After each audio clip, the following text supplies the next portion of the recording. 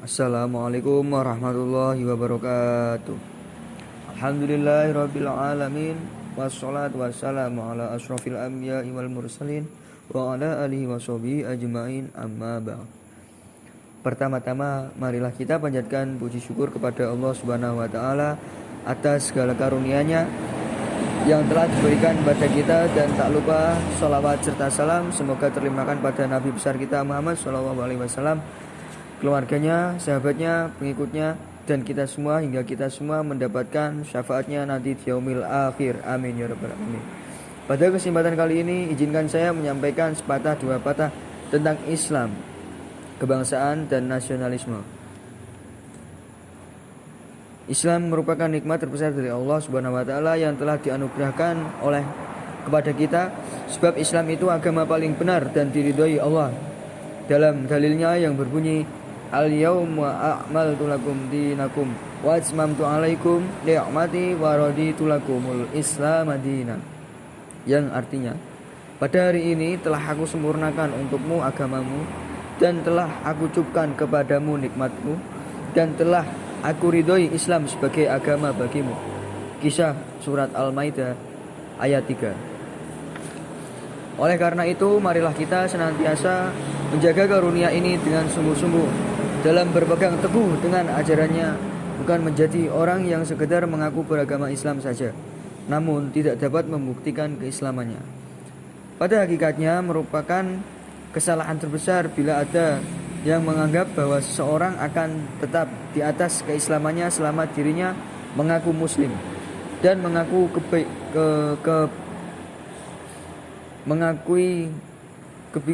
kebaikan ajaran Islam, meskipun dirinya di atas akidah orang-orang jahiliyah, sehingga mati masih terjatuh pada perbuatan syirik dan tidak mewujudkan dua kalimat syahadat yang merupakan sebuah pondasi dalam agama Islam. Maka dari itu, setiap muslim wajib mengenal agamanya dengan sebaik mungkin serta mengamalkan ajarannya, sebab ketidaktahuan terhadapnya ajaran Islam dapat menyebabkan dirinya terjatuh pada perbuatan syirik. Apapun sikap seseorang terhadap agama Islam, keluarganya itu akan tetap kembali pada dirinya sendiri.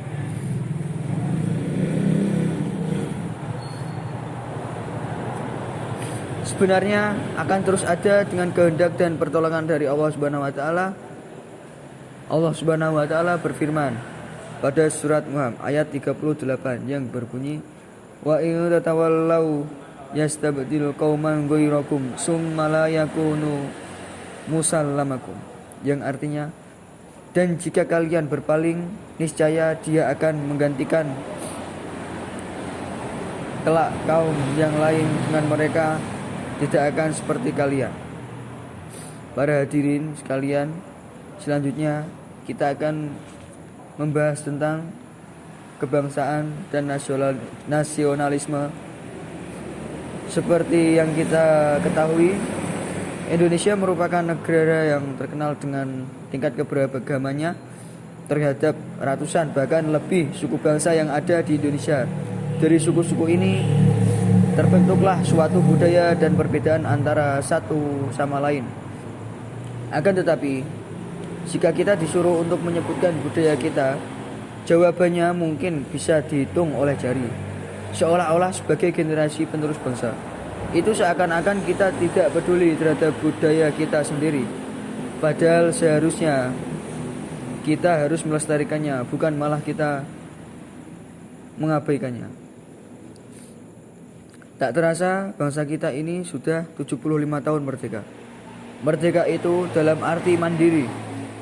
Hari ini Indonesia sudah bisa berdiri sendiri atas nama sebuah negara yang berdaulat dan merdeka. Kita patut bersyukur hari ini kita sudah tidak merasakan penjajahan seperti yang dialami oleh para pendahulu kita.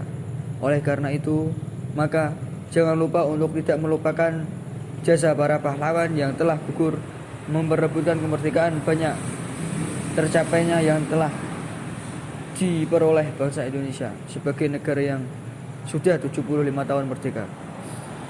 Pencapaian itu berasal dari berbagai bidang, contohnya bidang ekonomi, sosial, politik, budaya, ketahanan, dan keamanan.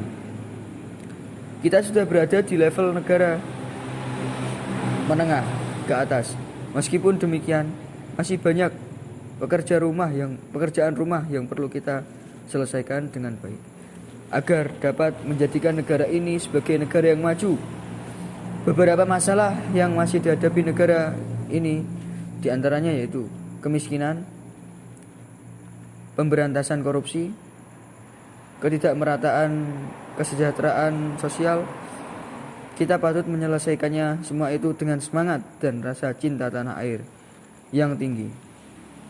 Sekarang ini kita dihadapkan oleh pandemi COVID-19. Pandemi ini juga membuat kita berada di ujung resesi. Meskipun demikian, pandemi ini bisa dijadikan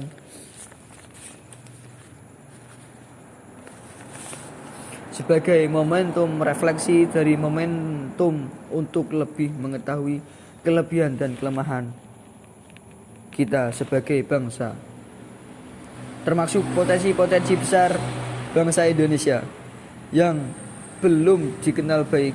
Begitu pula dengan masalah-masalah yang belum dikelola dengan maksimal. Kita harus terus semangat dan optimis bisa melewati masa pandemi ini dengan tidak boleh lemah menerapkan protokol kesehatan. Kita juga selaras dengan meningkatkan kembali perekonomian masyarakat. Ada banyak hal yang bisa kita lakukan sebagai individu, kelompok masyarakat, dan bangsa yang berdaulat. Kita tidak boleh terpecah belah isu-isu yang tidak penting.